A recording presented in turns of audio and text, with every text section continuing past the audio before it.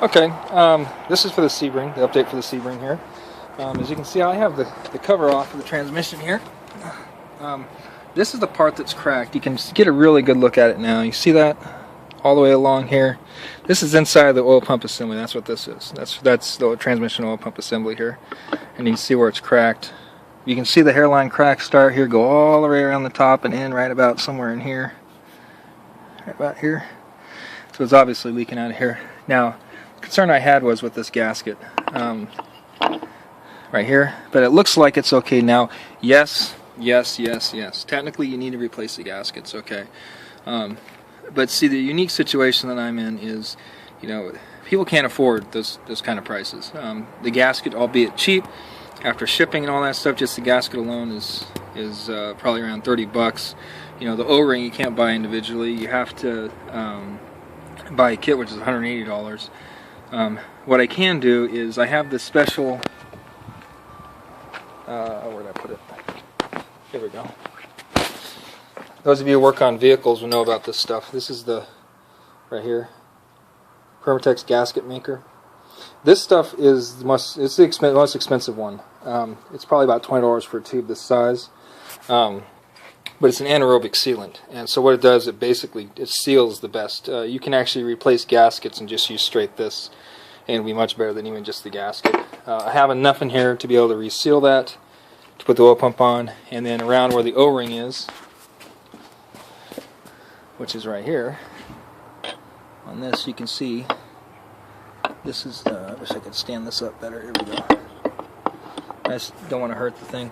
This O-ring here that seals on the outside front of the case, which goes down the side of this. What I'm going to end up doing is cleaning this up really good with some alcohol, taking the O-ring off, cleaning with some acetone. Well, I can't use acetone actually. I'm going to have to use alcohol. Acetone will stretch the gas of the O-ring. Put the O-ring back in there, and I'm going to use some regular, well not regular, I'm going to use some high temp RTV in there to seal it. Since there's no pressure right there, it's just to keep the transmission fluid inside of the case, will be okay. Now, the one thing I wanted to point out that I didn't record this earlier, but you can see here, I wrote down 50 foot-pounds. These are for the mounting bolts on the outside. And on this one, you can see I put 10, the number 10 right here. See the number 10? 10 foot-pounds for these bolts. Now, I'm in one of the unique situations where the customer, you know, can't afford a book. The book itself is like 30 bucks plus shipping. You need special books for this. So the tip I'm going to give you guys is, see, the 50 foot-pounds I got. What you do is you take a torque wrench and you set it at 30. I started at 30. Usually those are I think those are 10 millimeter bolts.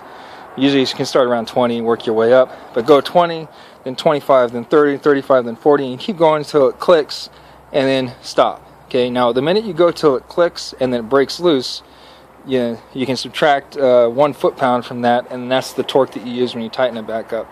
Now, again, that's not the scientific way to do it. You know, that's not how it should be done.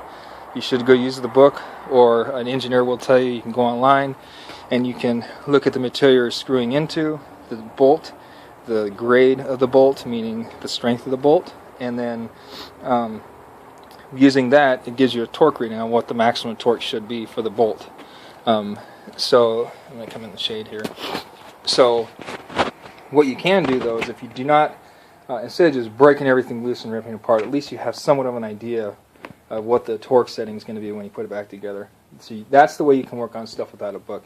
And as long as you pay attention to the order you take it off, you should be okay. I'm not going to have to worry about clearances. That front O-ring seal I'm going to have to replace on this thing.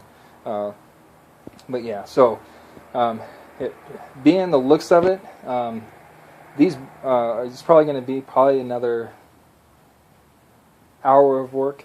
I would say about another hour on the transmission there, to get the transmission assembled, and then probably 1 day to install, and then hopefully he'll get some blessing. I wanted to have it done by Friday, so today's what, Wednesday, so we'll see if we can get moving on that.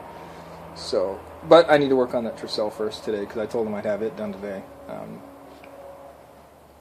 So okay, well, hope you have a good day.